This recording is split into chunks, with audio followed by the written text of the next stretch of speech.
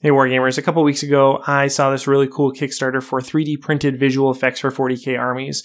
It's not just for Tau, but there's definitely emphasis on Tau, so things like pulse rifle, muzzle flares, but also muzzle flares in general, explosions, smoke grenades, destructible terrain. It's all 3D printed stuff, and the Kickstarter is by a company called Deadly Print Studios, which will provide you the files that you need to do this 3D printing. And so it was really cool. I like that they focused on Tau, and so I reached out to Juan, the guy behind Deadly Print Studios, and wanted to bring him on the channel before the Kickstarter ended, which is at the end of this week, so there's only a few days left. By the way, there's a link in the description below if you want to check it out. Very cool stuff. And Juan is in Spain, so there's a bit of a time difference between there and here. So we figured the best way to do this type of interview was just for me to send him questions and him to respond to them. And so that's why this is going to be a little bit different than other interviews, is because it was actually filmed asynchronously. So we will kind of go back and forth here, and I think we get some good details though. So stick around, listen to what Juan has to say about his project, please. And yeah, so without further ado, I'll let Juan introduce himself. I'm Juan from Spain. I live in the south of Spain in Sevilla, and I studied graphic design when I was like 18, and then I specialized in 3D. I started to jump from small companies in south of Spain to bigger companies and bigger cities. So I have been traveling around 9 years, and yes, I have been working in big blockbusters such as Games of Thrones and Jurrasic World as FXCD. FXCD basically is FX technical director. What I usually do is explosions, smoke, water, lava, all this kind of like physical stuff, destruction. I use Houdini, that is a 3D software, and it's like my main tool every day. Yes, this is my background. I hope if you want to see more, for sure, you can find me by me on a website like this. Awesome, great. So one of the things I always like to ask people is how they got into wargaming, especially with projects like this. I think the background with wargaming really makes a big difference. So how long have you been in the hobby? What is your favorite army? In particular, your favorite 40k army, stuff like that. So when I was 10, my father and I found a Games Workshop shop, and I started collecting because a few friends have Warhammer, and I really like painting things, painting in general. So I started with Imperium, with the big box of the Imperium at that time when I was like 10, and in like 2 or 3 years I started to collect Wood Elves, and then at the same time Tau Army. So yeah, that's my beginning in this Warhammer industry. The beginning of me playing Warhammer. Right now I'm like playing mostly Warhammer 40k. Yeah, I restarted the hobby like 2 years ago, and I restarted to buy all the cool stuff that the Tau Army have now. Cool. So can you tell us a little bit more about what the Kickstarter is and what backers receive as benefits for different pledge levels? BattleFX. BattleFX is our first Kickstarter here in Deadly Print Studio, and basically what I did is bring all my knowledge and experience in the film industry to our favorite war games. So basically I did effects for wargames, for your miniatures and battlefields. You have a broad range from muzzle flashes, missiles, explosions, orbital attacks, and all this kind of stuff. I really like smoky things, and you can do tons of stuff with the smoky things, and you have tons of smoky things in the bundle. So what the people, the bakers, will receive? So they will receive a bundle of 60 effects that are 3D printable. So you will receive a package of 60 STL, and you can print it at home at your home 3D printer, or tons of services that you have online for 3D printing, basically. I think that's it. How does it work? Yeah, basically you receive the STL. You have I usually use Cura, that is the software that you slice. It's the slicer, and you slice the STL, put in a SD or transfer via USB to the printer and print your effects. You have to delete the supports of the effects and then put in your battlefield or in your table or in your miniature. I think that's it. So I have no background in 3D design or printing or anything like that. So can you explain a little bit about the process that goes into developing all these different effects? Like, how do you go from an idea of a smoke grenade to actually having the high detailed product that this Kickstarter delivers? So my creative process to creating effects basically is take all these cool photos from all the war games, like Warhammer 40k, Flame of War, real war photos, and then take all the effects that I see in these kind of photos and try to make real simulation and as close as possible to that real explosion or that real effects. So this is basically the process. It's the exact same that I usually do when I make a movie, a visual effects for a movie. Basically, I have a reference that usually a supervisor or someone give it to me. For example, hey, look at this explosion, it's real. We want this explosion in this shot for a movie. Basically, what I do for BattleFX is the same. So I watch movies, I watch whatever reference that I found in internet, and then I try to simulate inside of the program to be as close as possible as the reality. I really love to be as real as possible, but I know that this is a game. Basically, a war game is a game. It's a tabletop game. So I have to adapt my techniques from films to be possible to be printed. So it's been a really long trip, but I think it's really cool. You adapt my techniques that I usually use in films, adapted to the 3D printing world and the war games. So there are a lot of little details here and there in all of these different pieces, and they're very fine scale, very delicate details. What is the best way to handle these once they're printed? Are they easy to magnetize? Do they need to be washed? What's the general handling instructions for a piece like this? So the first thing, you have two different kind of most common printers. You have the FDM, is the filament printers, and the resin printers. So if you make effects in a FDM printer, for example this one is FDM, it's quite strong. Okay, I usually use PLA, but you can do it in ABS, but this one is quite strong. Okay, so it's really strong.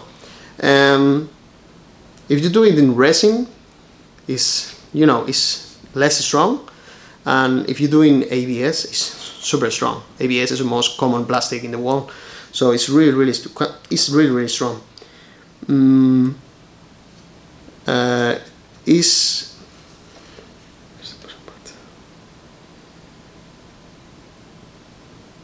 So okay, FDM don't have to be washed at all. So you 3D print in FDM, you don't have to wash it, you have this piece, and directly the only thing to have to do is remove the support.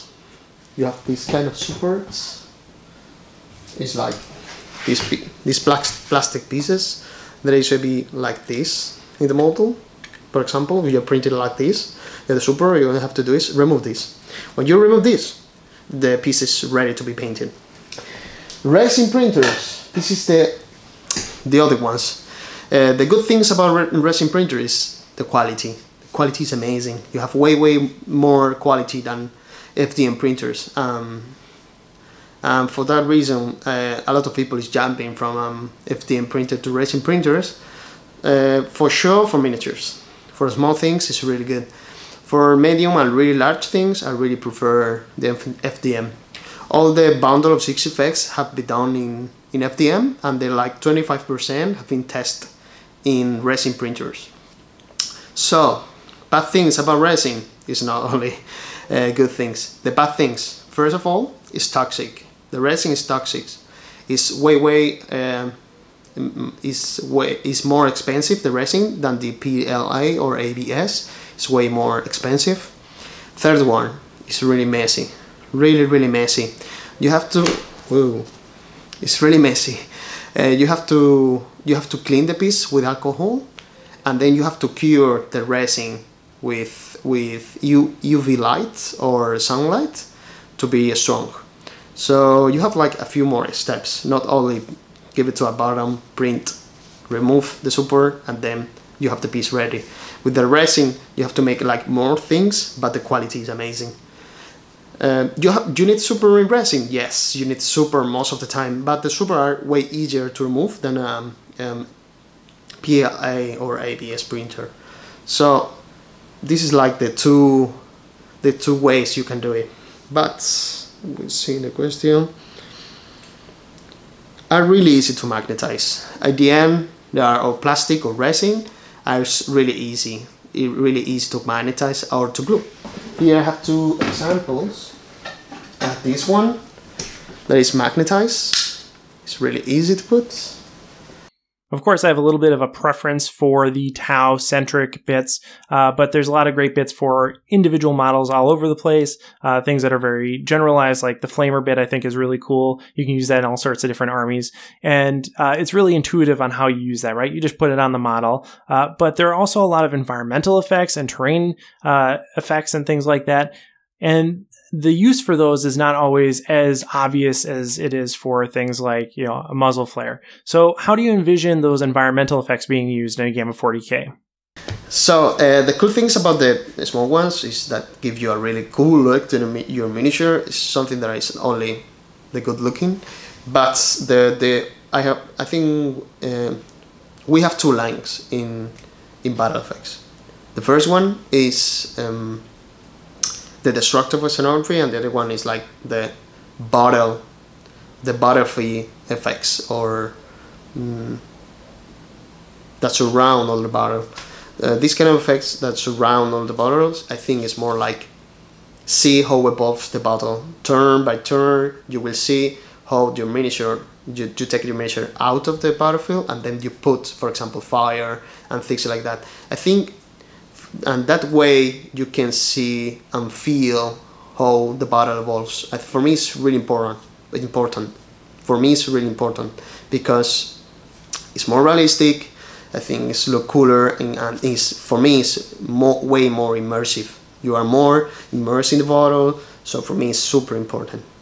And the other is the destructive scenography. For me, it's super important too, because I really hate these guys that is like, oh, the miniature behind a wall, and you have like a super tank with an impressive weapon, and why I can't destroy that wall? For me, it's stupid. So for that reason, we create this destructive scenography. For us, it's key for the campaign, and it's key for the company. So we want to work a lot on this lineup of destructive scenography. A little bit of a broader picture question. How do you view the role of 3D printing in the hobby today and into the future? Like, where do you see 3D printing going in general? So today, I think most of the big companies like, well, 3D printing is over there, but they don't care a lot. But in the future, I think, right now, I think is changing. It's changing the mind of everyone. And right now, the cool thing is like everyone that have a cool idea, someone who is really creative person, can do reality their ideas. And the 3D printing community is getting bigger and bigger, and the people is doing really crazy stuff, really cool stuff, and I think it's starting to change a lot the way everyone looks at the war games, because I can sacrifice tons of things doing, for example, this project that Game Workshop or other big companies can do, because it's really hard for them to create one lineup of something. For me, it's easy.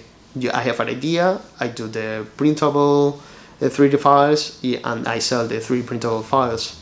For them, it's like you have to move a really big monster of company with tons of people.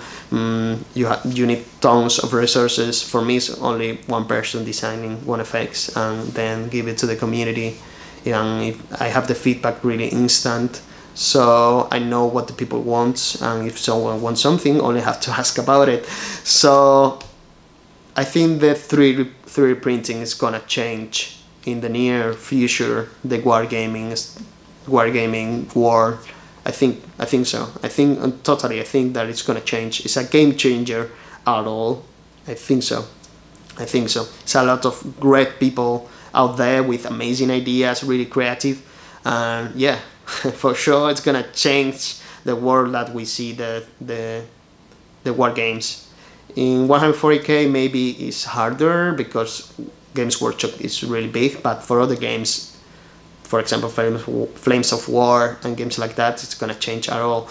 I think most of the company in like 5-6 years I think they will start to sell 3D files too, because the 3D printers are going to be in all homes. I think so. I think it's gonna be a 3D printer in every home, like normal printers, paper printers. So I think the companies can save a lot of money only selling the files and not the distribution, sending things to people. So yeah, I think it's gonna change. And I think it's not as far as we think. I think in like 10 years it's gonna be super common to companies to sell directly 3D files. Yeah, I think so. I'm totally, yeah. All right, and again, when does the Kickstarter end, and are these files going to be available for purchase after the Kickstarter, or is there going to be a big delay in between the Kickstarter ending and these hitting the market otherwise? So the Kickstarter is the last week, 7 days. Today is we are 8th February, so we are in the last push. Yeah, it's crazy. It's crazy. Like a lot of work, like 1 year of work. So it's crazy. It's crazy that it's ending only 1 week. So yeah, we are ending 1 week. We have a lot of stretch goals unlocked. It's like we are close to 100 effects. Not only the first 60. It's like we have a lot of effects, and we have a lot of good ideas for the next stretch goals. The people in the bakers have amazing ideas, and they are asking and give us tons of cool ideas to do. So we are really happy about it. And yeah, will these files be available for sale after Kickstarter? A big yes, for sure. In our website, thattheprintstudio.com, we are gonna have a shop, and we're gonna start selling only at the beginning only the bundle with the stretch goals for a limited time. So yeah, we're gonna have this in our website, and you can buy it for sure. And then we probably cut the bundle and sell it separately. If you, for example, want only these monster flashes of this explosion, you can do it for sure. This is like in 3 months, something like this. But we want to have like late pledge sometime, because we want the community to have for a really good price our bundle. I think we want to see our bundle in every table and every miniature that exposing like this. We want to see this. We want to see this in all of miniatures. So yes, yeah, we're gonna sell it, and we have amazing ideas for. Sorry, it's like my English sometimes is like block in my mind. Yeah, we have amazing ideas for the next 2 years at least, even more. So yeah, we probably launch tons of stuff for the games, not only for Warhammer 40k, Flames of War, and these kind of more realistic games. We want to open off our range of effects for other games, fantasy games, D&D, and these kind of things. We have amazing ideas coming. We want to provide lighting effects for everyone. You can light your effects with LEDs and things like that. Yeah. We have amazing idea coming. We will make. This is only our first Kickstarter. We want to make more for sure, and selling stuff on our website, deadlyprintstudio.com, that show. And if you want something special, that you have some creative idea for one of your miniature or for your tabletop, you can ask for it on our website too, and we can do it for sure. Great. Well, thanks, Juan. Is there anything else that you want viewers to know? I have to give a big thank you to be here in the channel, Invasive Wargaming. Thank you very much. All your tower stuff is really useful for me, for my army. I'm still learning. I mean, I'm not a pro gamer of Tau, so all the stuff that you do is really good for me. So thank you very much. I'm really happy to be here in this channel for sure. Thank you very much for everyone to hear me talking about my project. I'm really happy to be here. Thank you all. Bye bye, people. All right, great. Well, thanks, Juan. I really appreciate you coming on the channel. Appreciate everybody watching and learning a little bit more about this Kickstarter. I think it's really cool, and I love to support initiatives like this that really bring a little bit extra to the hobby. So it's really cool, and I'm excited to have them on the channel here. I didn't include it in the video, but basically Juan has expressed that this is just the beginning, that they plan to do a ton of other visual effects and stuff. So the Kickstarter is just the tip of the iceberg in terms of the types of effects that they can do, and hopefully there's a bunch more Tau stuff in there too. So very exciting. Of course, there are links in the description below, and as always, happy wargaming. Hey everyone, this video is made possible by my supporters over on Patreon. If you enjoyed this video, consider joining our community over there as well. Special thanks to Shifty, Nick Steele, Tao Oswell, Scott Heater, Jared Egler, Jake Johnson, Stephen Cohen, Scott J. Smith, Eric Jackson, Benjamin, Chris Kessler, RP, Julian Peck, Peter Benjamin Parker, Andy M. Young, and Giovanni DiMaggio.